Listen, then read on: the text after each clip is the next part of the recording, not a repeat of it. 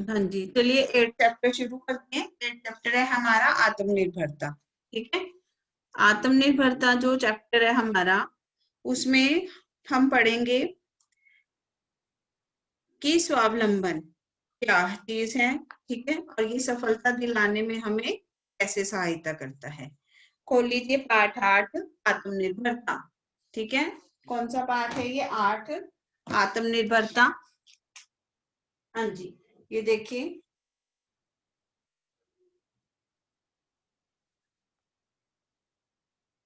हाँ जी, पाठ 8 है।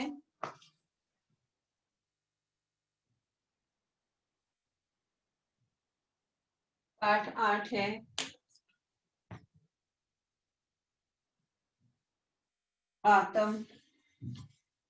आत्मनिर्भरता।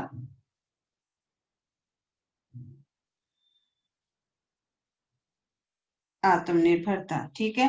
इसकी हम करेंगे एक तो व्याख्या। ठीक है, दूसरा इसके शब्द अर्थ। हाँ जी बच्चे, एक तो हम करेंगे इसकी व्याख्या और दूसरा हम करेंगे इसके शब्द अर्थ। ठीक है, पाठ 8 के आप भी खोल लीजिए। इसका पेज नंबर है, मेरे पास इसका पेज नंबर है 62। ठीक है, पेज नंबर है इसका 62। पेज नंबर है इसका 62। पाठ है आत्मनिर्भरता। आप भी खोल लीजिए पाठ 8 आत्मनिर्भरता। ठीक है, चलिए आगे हम करते हैं पाठ 8 आत्मनिर्भरता। इसकी व्याख्या पढ़ते हैं पहले। प्रस्तुत निबंध आत्मनिर्भरता रामचंद्र शुक्ल जी द्वारा रचित है। ठीक है, और उन्होंने स्वावलंबन के महत्व को प्रतिपादित किया है। स्वावलंबन होता है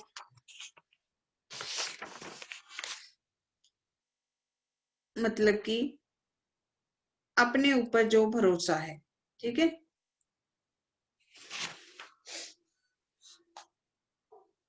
आत्म संस्कार होते हैं अपने आप को सुधारना, और तो आत्मनिर्भरता होता है अपने ऊपर निर्भर, स्वयं के ऊपर निर्भर होना।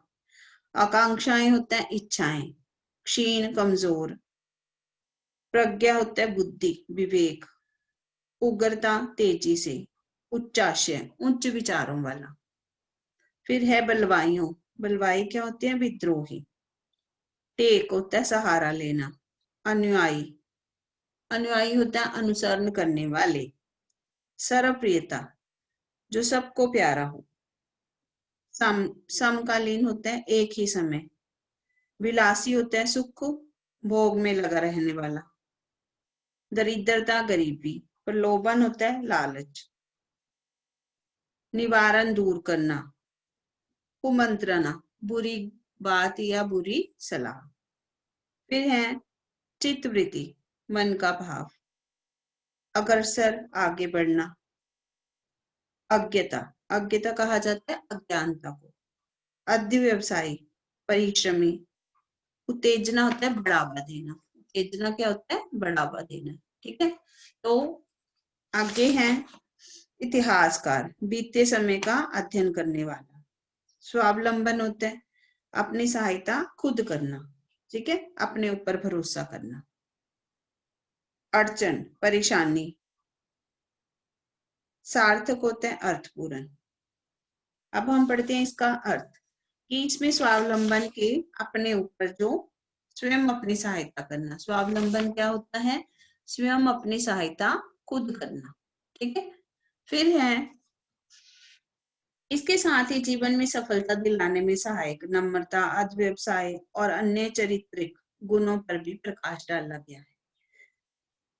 इस बात को सब लोग मानते हैं कि आत्म संस्कार के लिए थोड़ी बहुत मानसिक स्वतंत्रता जरूरी है। मानसिक स्वतंत्रता का मतलब होता है हमारी जो मानसिक मतलब दिमागी स्वतंत्रता भी हमें मिलनी चाहिए, चाहे उस स्वतंत्रता में अभिमान और नम्रता दोनों का मेल हो, चाहे वह नम्रता से उत्पन्न हो। तो ये निश्चित है कि जो मनुष्य मर्यादा पूर्वक जीवन व्यतीत करना चाहता है उसके लिए वह गुण अनिवार्य है।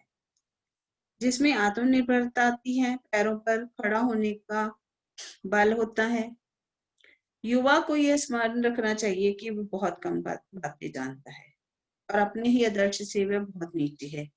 उसकी आकांक्षाएं उसकी योग्यता से कहीं बड़ी हैं। इसका क्या अर्थ है? इसका अर्थ ये है कि कोई भी मनुष्य है वो कभी अपने आप को ये मत समझे कि वो सब कुछ जानता है। वो हमेशा ये माने कि उसे अभी कुछ नहीं आता। ठीक है, अभी उसे बहुत कुछ सीखना है। अगर हम ये मान के चलें कि हमें बहुत कुछ सीखना है, बहुत कुछ जानना है, तो ही हम आत्मनिर्भर बन सकते हैं, तो ही हम जो है अपने आदर्शों, अपने पैरों पर खड़े हो सकते हैं, जिसमें जानने की इच्छा हो।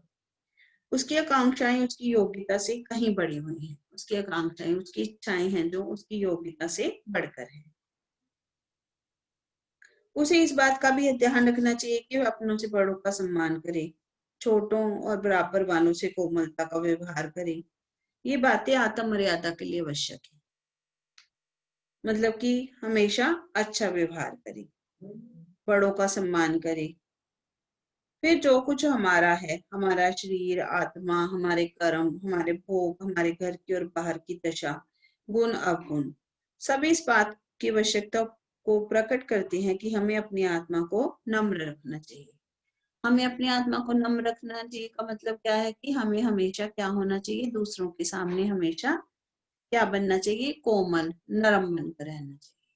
ठीक है। फिर है कि अब तुम्हें क्या करना होगा। अब वो कहते हैं कि तुम्हें अब क्या करना है।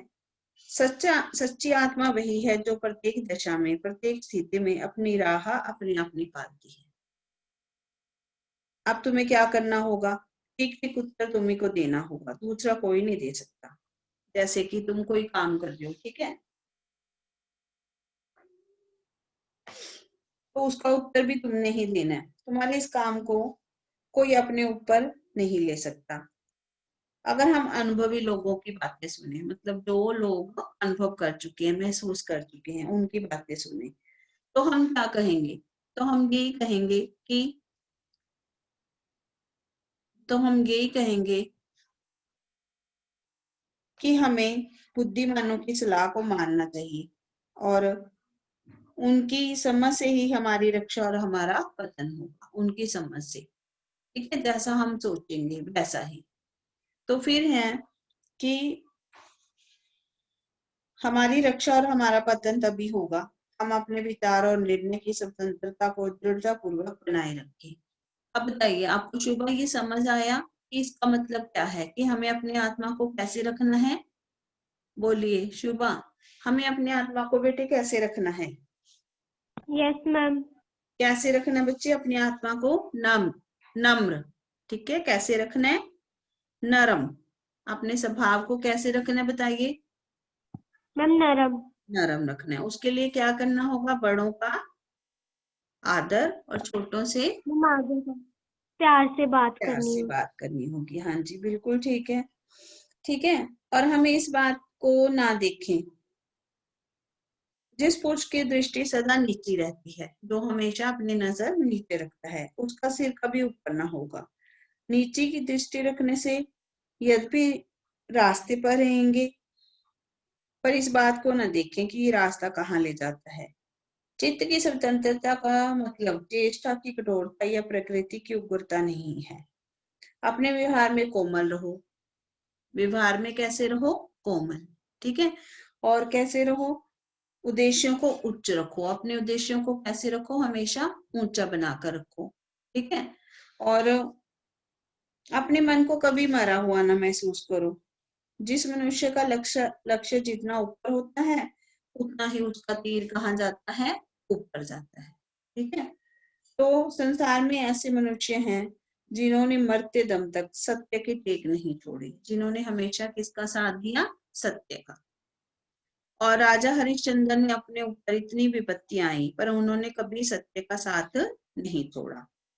उनकी प्रतिज्ञा क्या थी? चंद्र टरे सूरज टरे, टरे जगत व्यवहार, पई दृढ़ श्री हरिश्चंद्र को, टरे न सत्य विचार। मतलब कि सूरज चंद्रमा हट जाएगा, सूरज है जो वो हट जाए, चाहे संसार का व्यवहार है वो हट जाए, मतलब अलग हो जाए, पर हरिश्चंद्र जो अपने सत्य पर अड़े हैं वो हमेशा सत्य पर ही अड़े रहेंगे। ठीक है, शुभ आगे पढ़िए। महाराणा प्रताप यहाँ से। महाराणा प्रताप सिंह जंगल जंगल मारे मारे फिरते थे।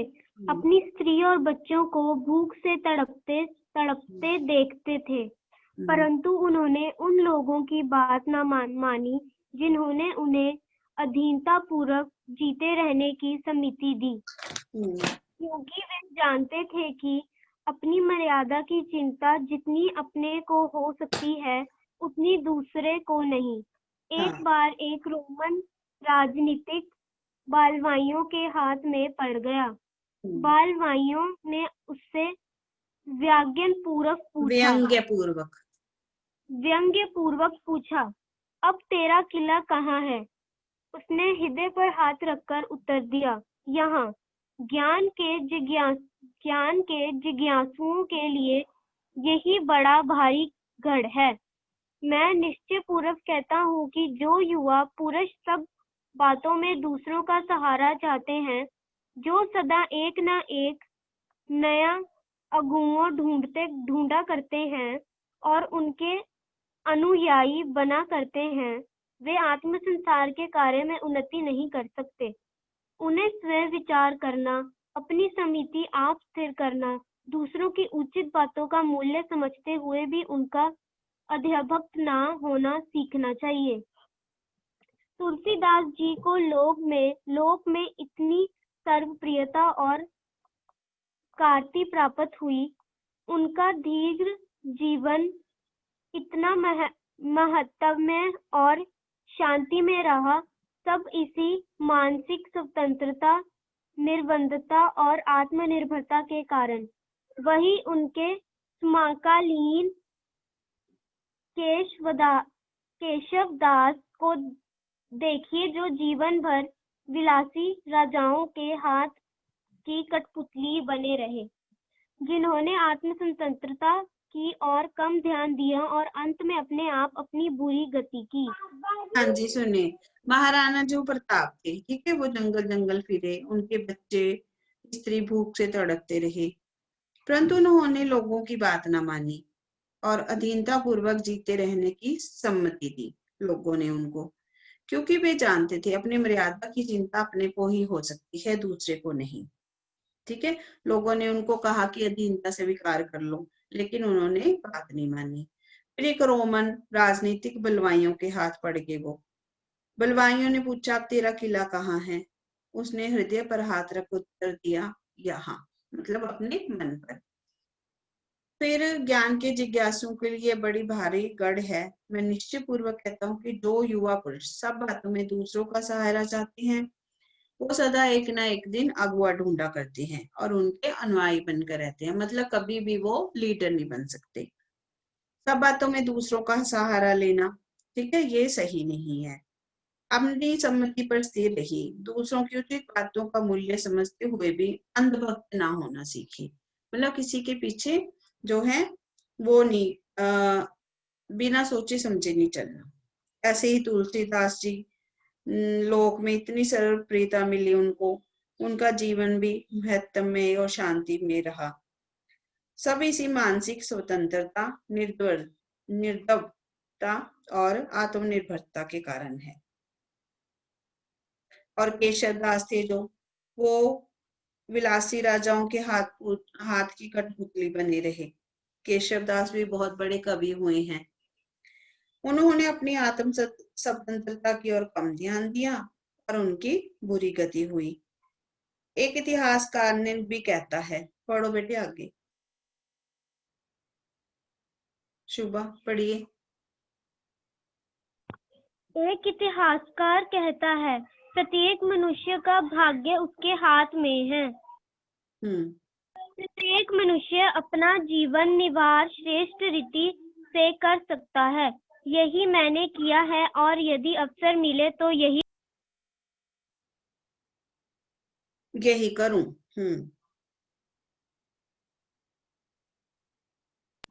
इसे चाहे स्वतंत्रता कहो, चाहे आत्मनिर्भरता कहो, चाहे स्वावलंबन कहो, जो कुछ कहो, यह वही भाव है जिससे मनुष्य और दास में भेद जान पड़ता है। यह वही भाव है जिसकी प्रेरणा से राम लक्ष्मण ने घर से निकले बड़े बड़े पराक्रमी वीरों पर विजय प्राप्त की। यह वही भाव है कि जिसके प्रेरणा से हनुमान ने अकेले सीता की खोज की। यह वही भाव है जिसकी प्रेरणा से कोलंबस ने अमेरिका समान बड़ा महाद्वीप ढूंढ निकाला। चित्त की इसी वृत्ति के बल पर कुंदन दास ने अकबर के बुलाने पर फतेहपुर सीकरी जाने से इनकार किया और कहा था, मोको कहा शिकारी सो काम। इसका मतलब क्या है शुभा? इसका मतलब है कि जो स्वतंत्रता है, आत्मनिर्भरता है, चाहे स्वावलंबन, कुछ भी कह लो, स्वतंत्रता बोलो, स्वावलंबन बोलो, आत्मनिर्भरता बोलो, ये वही भाव है जिसमें राम लक्ष्मण ने घर से निकले, जिस भाव से कि हमें अपने ऊपर भरोसा है। ठीक है, फिर वो कहते हैं कि यही भाव है जिससे बड़े बड़े पराक्रमी वीर योद्धा हैं जो विजय प्राप्त करते हैं। जैसे हनुमान जी ने अकेले सीता की खोज कर ली और कोलंबस ने अमेरिका की खोज की। तो हमारे मन की जो चित्तवृत्ति है हमारे मन की दशा। अगर हमारा मन मजबूत है, ठीक है, तो हम क्या कर सकते हैं, हर मंजिल को प्राप्त कर सकते हैं। क्या कर सकते हैं हम? फिर हर मंजिल को प्राप्त कर सकते हैं। ऐसे ही कुंभन दास ने अकबर महाराजा जो था, अकबर था राजा, उसने बुलाया अपने दरबार में, लेकिन कुंभन दास हैं जो उन्होंने जाने से इनकार कर दिया।